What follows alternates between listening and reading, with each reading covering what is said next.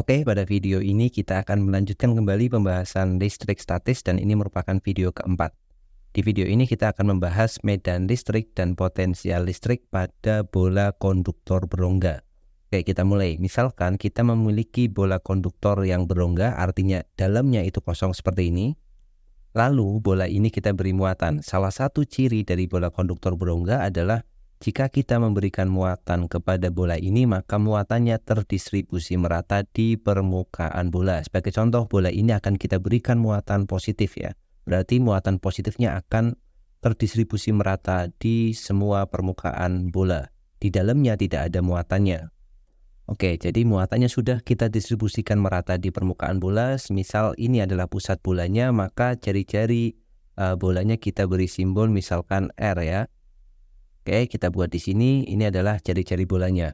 Maka pada dalam bola atau di dalam bola itu tidak terdapat muatan. Artinya di dalam bola itu medan listriknya, itu sama dengan 0 ya.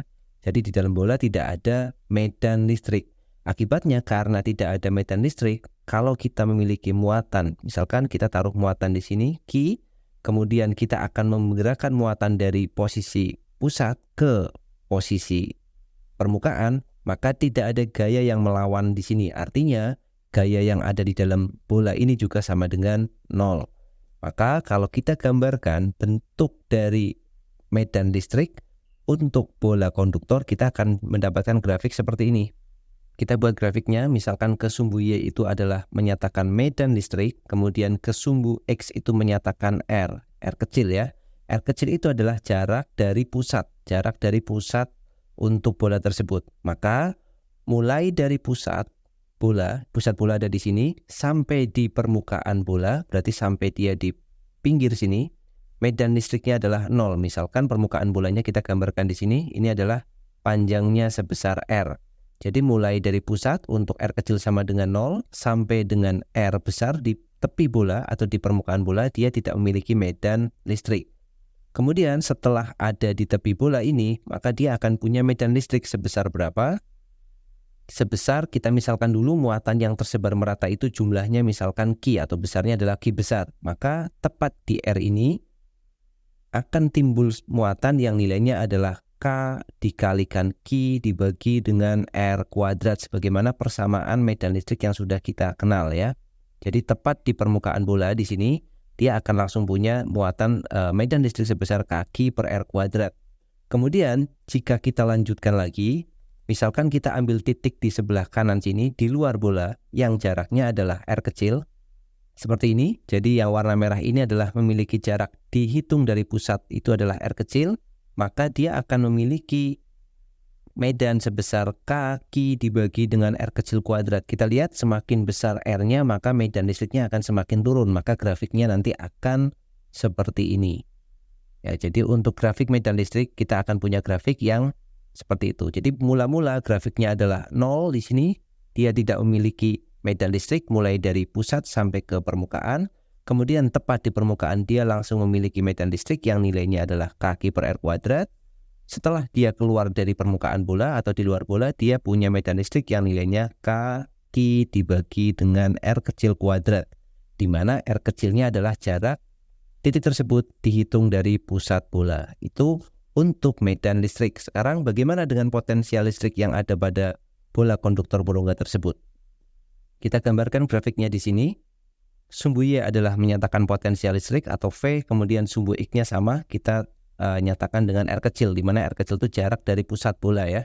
Tadi sudah kita jelaskan bahwa kalau kita memindahkan muatan dari pusat ke luar bola atau ke tepi bola, ke permukaan bola, maka tidak ada gaya yang bekerja di sini. Artinya potensial yang ada pada pusat sampai di permukaan bola itu sama. Jadi kalau misalkan kita buat permukaan bolanya itu memiliki ciri-ciri R, maka dari pusat, dari 0, pusat bola sampai di jari-jari R ini dia akan memiliki nilai potensial yang sama. Jadi grafiknya seperti ini.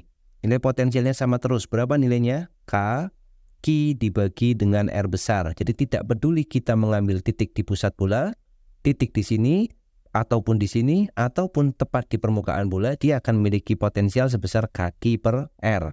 Lalu bagaimana kalau kita keluar dari bola tersebut. Misalkan kita punya titik di sebelah sini, yang jaraknya dari pusat bola ke titik tersebut adalah R kecil. Nah, pada titik yang di luar bola ini, dia akan memiliki potensial sebesar K dibagi dengan R. Artinya, semakin besar R kecilnya, semakin kecil juga nilai dari potensialnya.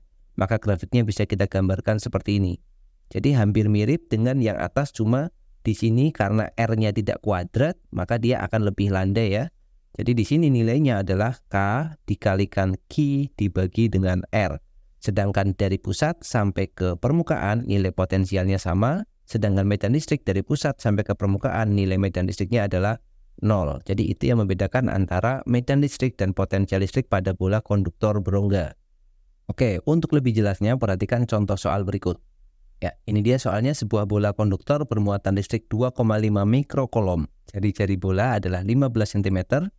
Tentukan potensial listrik dan medan listrik pada suatu titik yang berjarak 5 cm dari pusat bola, 20 cm dari pusat bola. Oke, yang dimaksud di sini adalah bola konduktor yang berongga ya. Jadi kita gambarkan bolanya seperti ini. Oke, ini bolanya dan bola ini punya jari-jari. Kita gambar dengan R besar, kita simbolkan R besar yang nilainya 15 cm. Pertanyaannya adalah, tentukan potensial listrik itu V dan medan listrik pada suatu titik yang berjarak 5 cm dulu. Kita hitung dulu yang 5 cm. Berarti kalau jari-jari bolanya itu 15 cm, 5 cm itu berarti ada di dalam bola ya. Kita misalkan di sini 5 cm. Nah, kita tahu bahwa, kita jawab dulu A, untuk R kecilnya sama dengan 5 cm. Nah, kalau R kecilnya 5 cm berarti jaraknya itu kurang dari R besar. Artinya dia di dalam bola. Kalau dia ada di dalam bola, maka medan listriknya tidak perlu kita hitung. Nilainya pasti sama dengan 0. Karena medan listrik yang ada di dalam bola konduktor berongga itu nilainya 0. Sedangkan untuk potensial listriknya, kita perhatikan grafik yang ada di atas tadi. Potensial listrik dari pusat bola sampai ke tepi bola itu nilainya adalah K per R besar. Di mana R besarnya ini adalah jari-jari bolanya. Jadi untuk potensial listrik pada jarak 5 cm nilainya sama dengan Q dibagi dengan R besar. Yang kalau kita hitung maka dia akan punya nilai 9 kali 10 pangkat 9 untuk nilai K-nya. Kemudian untuk nilai Q-nya adalah 2,5 mikrokolom. 2,5 kali 10 pangkat negatif 6 dibagi dengan R besarnya adalah 15 cm.